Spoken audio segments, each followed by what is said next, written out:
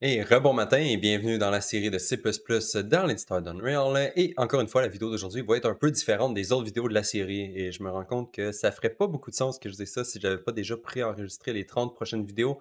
Ouais, parce qu'il commence à y avoir beaucoup de vidéos qui sont différentes. Anyway, aujourd'hui, on va regarder comment que je fais mes widgets d'exemple tout au long de la série. Je pensais pas vraiment faire une vidéo sur le sujet parce que c'était pas vraiment le but de la série, mais comme j'ai eu beaucoup de demandes dans les dernières semaines, je me suis dit pourquoi pas, je vais vous le montrer, comme ça vous allez pouvoir suivre correctement. Donc, on est parti. Et donc, me voici dans Unreal et l'interface que vous voyez à droite, c'est l'interface qu'on va reproduire. Donc, on va rebâtir cette interface-là ensemble from scratch. Donc, ça, c'est l'interface que j'utilise dans la vidéo 1 de la série. Donc, comment lire et écrire des fichiers texte. On va reconstruire exactement cette interface-là ensemble. Donc, la première étape, ça va être de se créer un widget. Et en fait, on va pas utiliser un widget blueprint normal. À la place, on va utiliser un éditeur utility widget. Donc, éditeur utility widget qui est ici. Et la différence entre un éditeur utility widget et un widget normal, c'est que cet éditeur utility widget-là, on peut faire clic droit dessus et run éditeur utility widget, ce qui nous ouvre notre widget dans une petite table pour nous. Donc, ça, on peut pas faire ça avec les widgets normaux, c'est seulement pour les widgets d'éditeur. Parce que, eh bien, c'est une fonctionnalité d'éditeur de pouvoir avoir accès à des tables comme ça qu'on peut mettre n'importe où dans notre interface si on le souhaite.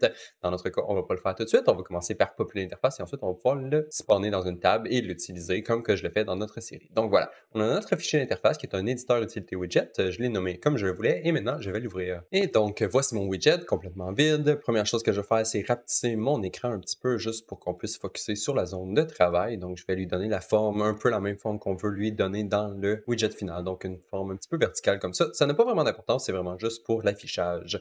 Donc voilà, la première chose que je vais faire, c'est supprimer le canvas panel qui vient par défaut parce qu'on n'en aura pas besoin et à la place, je vais me mettre le premier component qu'on a ici à droite dans mon interface, c'est une expandable area. Ça nous permet de expand et de collapser notre content de notre widget à notre désir.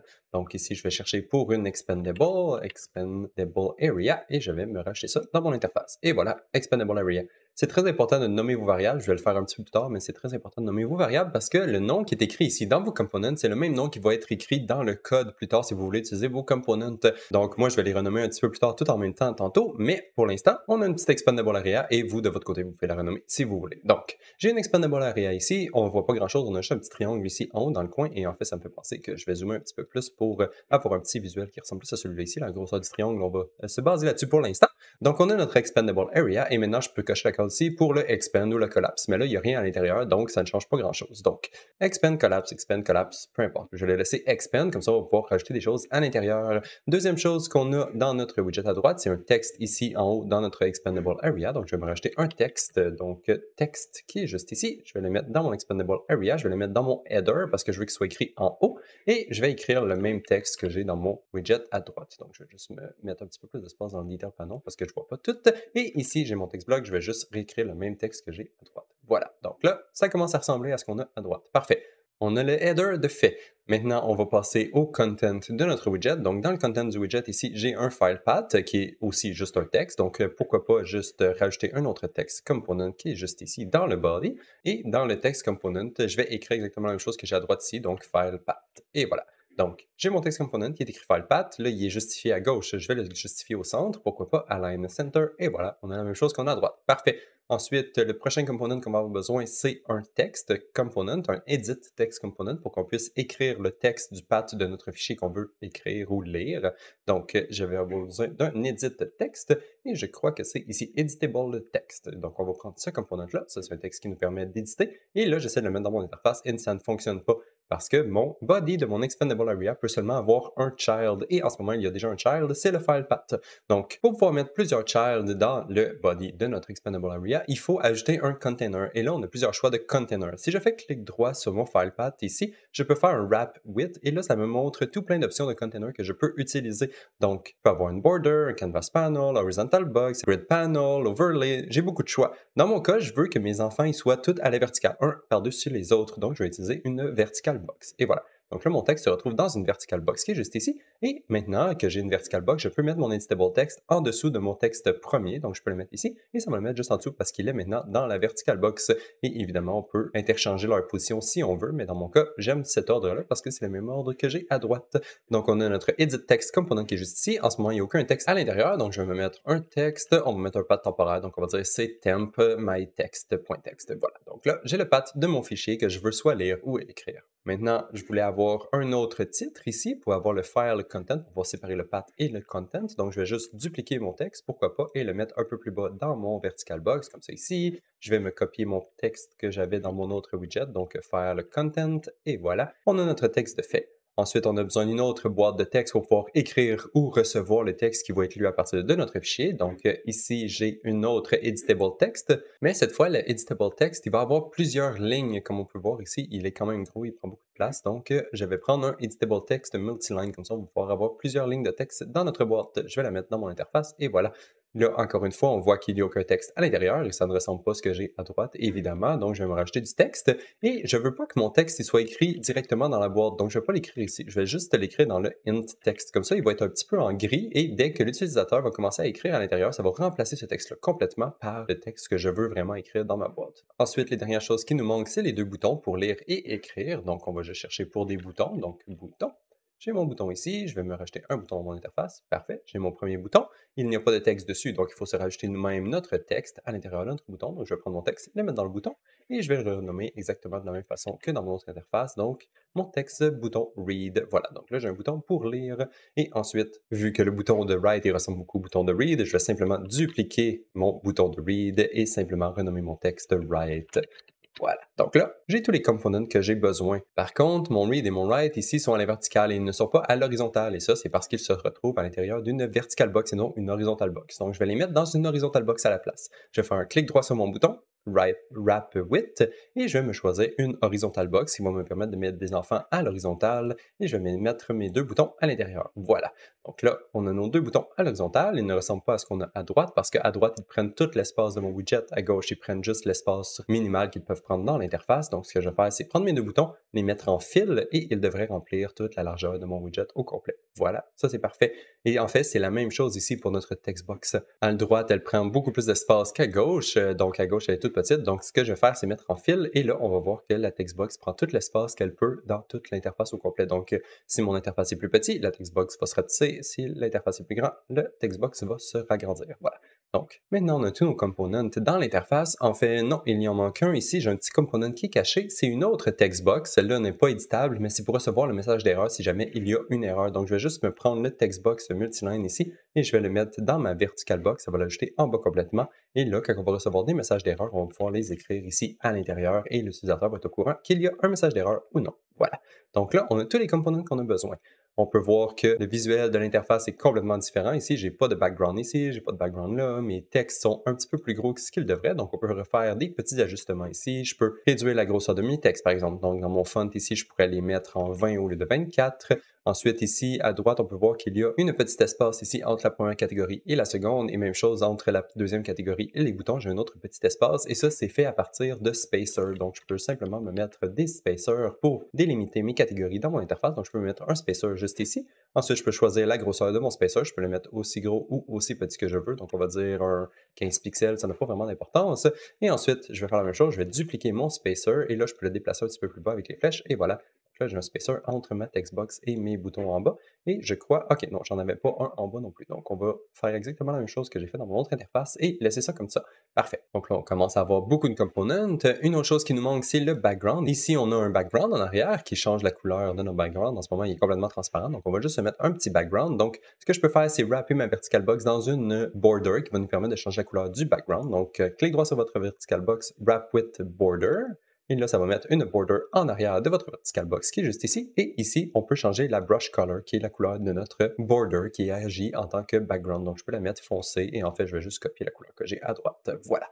Donc là, j'ai une petite border foncée en arrière et déjà là, c'est plus intéressant parce qu'on ne voit plus les carrés de la grille en arrière de notre interface. Et ensuite, on peut faire exactement la même technique pour nos deux textes ici, nos deux text box qu'on peut écrire à l'intérieur. Donc, je vais faire la même chose. Je vais faire un wrap with border. Je vais aussi choisir une couleur pour ma border. Donc, je vais, oups, pas celui-là ici, c'est vraiment le brush color. Là, je peux changer la couleur. Je vais prendre la même couleur que j'ai à droite. Et voilà, donc j'ai une border un petit peu plus claire. Et ici, même chose, je vais faire un autre wrap with border.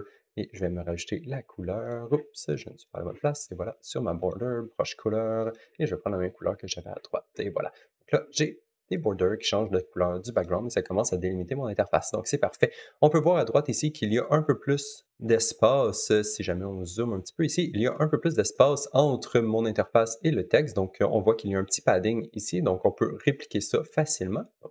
Donc, je vais juste replacer ça ici. Et ensuite, dans mes deux components, je peux me rajouter du padding. Donc, en ce moment, j'ai 4 et 2. Je peux mettre 5 ou 10 de padding ou 20 si jamais vous voulez. Dans mon cas, je vais juste en mettre 5 et voilà. Donc là, on devrait avoir un texte qui est un peu plus centré et qui n'est pas sur les bords complètement de notre border. Voilà. Donc, notre interface commence à ressembler à ce qu'on veut. Ensuite, même chose pour les boutons. Il y avait un petit peu de padding sur nos boutons. Donc, je vais aller sur mes boutons ici. Je vais me rajouter un petit peu de padding. Voilà, 5 de padding. Ça devrait ressembler beaucoup. Et voilà. Donc, notre interface ressemble beaucoup à ce qu'on avait avant.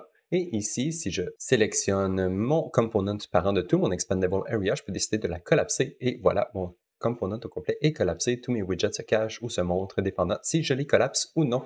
Oh, dernière petite chose qui manque ici, c'est la couleur du background de notre multiline editable text box. Ici, il vient déjà avec un background, donc je peux simplement changer la couleur de mon background qui est juste ici. Je vais juste me changer la même couleur que j'avais avant. Et voilà. Donc, ça change la couleur de mon background et maintenant, ça ressemble vraiment à ce qu'on a à droite. Parfait. Donc, l'interface est faite. C'est comme ça que je design mon interface. Je fais juste rajouter des composants à l'intérieur et je fais en sorte qu'ils soient placés exactement où ce qu'on veut. Et ensuite, on peut les utiliser pour appeler nos fonctions.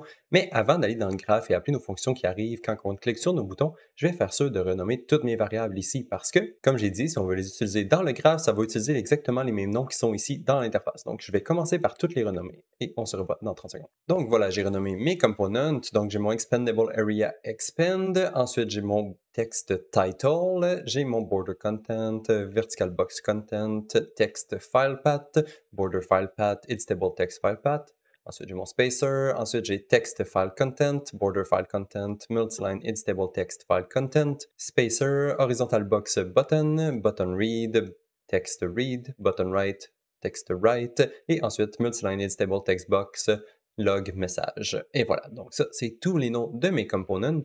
Et ensuite, on peut commencer à aller faire le code de notre interface. Et le seul code qu'on a à faire, en fait, c'est quand on clique sur nos deux boutons, le read et le write. Donc, si vous sélectionnez vos boutons read et write et que vous scrollez en bas à droite complètement ici dans les details, vous allez pouvoir voir qu'il y a les events. Donc, on a le event onClicked et c'est l'event qu'on va utiliser quand on clique sur le bouton. Donc, on va implémenter le onClick de notre read. On peut retourner dans le designer, sélectionner notre write, aller en bas complètement et réimplémenter le onClick pour le write aussi.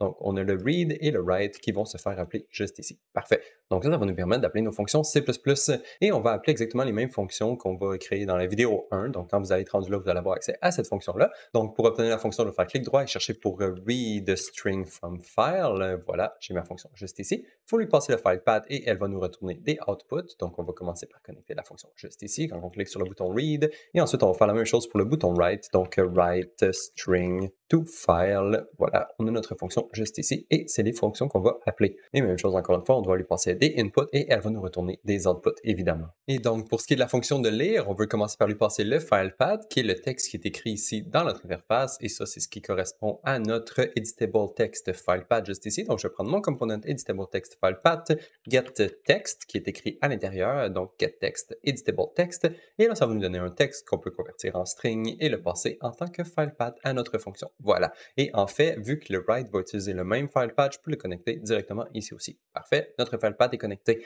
Maintenant, notre read va nous retourner une string, donc le return value ici, ça va nous retourner le contenu de notre text file. Et donc, la string, on veut la output à l'intérieur de ce texte ici, le text box multiline. Donc, je vais regarder ici dans mes variables à gauche. Donc, j'ai mon multiline editable text file content qui est le text box que je veux éditer. Et ici, je vais simplement faire un set text à la place d'un get. Donc, set text multiline editable text. Et ici, je peux lui passer le texte de mon return, donc le content de mon fichier. Voilà. Donc là, j'ai mon return qui passe à l'intérieur de mon text box et ça devrait écrire le contenant de mon fichier à l'intérieur de mon interface. Parfait. L'autre petite chose que je fais aussi avec mes vidéos, c'est écrire le output message à l'intérieur de la petite text box ici qui est cachée juste en bas. Donc, s'il y a de l'information à écrire, je vais l'écrire à mon utilisateur et aussi je vais changer la couleur de mon texte basé sur si c'est un succès ou non. Donc, on va faire ça ensemble. Je vais me tasser à droite un tout petit peu, prendre mon multiline editable text log message. Lui aussi, je vais faire un set texte parce qu'on veut quand même setter le texte de notre text box basé sur le info message qu'on reçoit. Donc, set texte. Même chose ici que je vais connecter tout de suite après. Juste comme ça. Et ensuite, on prend le Out Info message qu'on peut écrire dans notre text box. Et voilà, juste comme ça, on essaie d'avoir des liens un petit peu clairs. Donc, on écrit le texte dans notre text box et ensuite, on peut changer la couleur de notre texte. Et pour faire ça, je vais simplement faire un set foreground color sur notre edit text box. Et voilà, c'est ici. Et pour nos couleurs, on peut avoir plusieurs choix. Donc, je vais simplement faire un select et on va sélectionner la couleur qu'on veut dépendant du succès ou non. Donc, je vais connecter mon succès ici dans mon pick A de ma select color. Et comme ça, si c'est un succès, ça va prendre les couleurs qui est dans le A. Donc, je vais le mettre blanc facilement comme ça. Et ensuite, pour la couleur B, vu que ça va être une erreur, je vais mettre un texte un petit peu rouge, orange. Et voilà. Donc là, j'ai mon texte, la couleur de mon texte, message qui est fait aussi. Parfait. Donc ça, c'était pour notre fonction read. Et ensuite, on fait la même chose pour la fonction write. Donc, je vais me tourner à gauche juste ici. Pour la fonction write, il nous manque un deuxième input qui est la string qu'on veut écrire dans notre fichier. Et là, c'est la string du contenu de notre text box qu'on va avoir écrit ici dans notre interface. Donc, je vais prendre mon multiline editable text file content que j'ai juste ici et je vais prendre le texte qui est à l'intérieur, donc get text, que je peux convertir en string et le passer à ma fonction. Voilà, juste comme ça. Je prends le texte qu'on écrit à l'intérieur et on va essayer de l'écrire à l'intérieur de notre fichier. Et en retour, la fonction va simplement nous dire si ça a été un succès ou non et le message d'erreur ou d'information qu'elle va nous retourner. Et ici, on va faire exactement la même chose qu'en haut. Donc, je vais simplement dupliquer toutes ces nodes-là ici, les coller juste ici, et on va les connecter au restant de la logique. Donc, si c'est un succès, on va prendre la couleur blanche, sinon on va prendre la couleur rouge. Et ici, pour le message d'information, je vais simplement le passer à mon texte. Et voilà, c'est tout. C'est toute la logique que je fais dans mes interfaces pour les passer à mes components. Maintenant, si je fais compile, on devrait pouvoir tester notre interface et voir s'il fonctionne bien. Donc, vous pouvez simplement le rouler avec le Run Utility Widget qui est là juste ici. Si vous voulez, ça va vous donner votre petite interface qui vous pop dans une fenêtre, ou sinon, vous pouvez le faire directement dans votre Content Browser. Donc, pour ça, je vais simplement collapser tout ça ici parce qu'on n'en a plus besoin. Et ici, on a notre interface que je peux faire clic droit, Run Editor Utility Widget. Ça va nous ouvrir notre Editor Utility Widget que je peux docker ou non. En ce moment, il se dock et je ne veux pas. Voilà, comme ça ici. Et là, on va essayer de lire ce qu'il y a à l'intérieur de notre fichier. On voit un message d'erreur parce que je n'ai pas réussi à lire le fichier vu que le fichier n'existe pas. Donc, on va écrire quelque chose dans le fichier. Pourquoi pas? On va écrire des caractères et cliquer sur Write. Voilà, Write string to file succeeded. On a réussi à écrire dans le fichier. Parfait. Et là, on va essayer de changer le texte que j'ai ici dans mon file content. Si je fais read, ça devrait remplacer le texte ici par le texte qui est écrit dans le fichier. Et voilà, c'est le bon texte. Et je peux remplacer ce qu'il y a dans le fichier, évidemment, par, mettons, my text. Ça n'a pas vraiment d'importance. Faire un write encore une fois. Et là, si j'efface tout ce qu'il y a dans file content et je fais read, ça devrait réécrire my text parce que c'est ça qui est écrit dans mon fichier. Voilà, donc c'est comme ça que je construis mes interfaces tout au long de ma série. Donc, si jamais vous voulez vous faire des interfaces qui sont similaires aux miens, vous allez pouvoir le faire parce que c'est la même technique que j'utilise pour tous mes components. Et évidemment, ici, vous pouvez collapser le contenu de votre widget si vous le voulez. Parfait. Donc, ça va conclure la vidéo d'aujourd'hui. On se revoit dans la prochaine. Bye bye!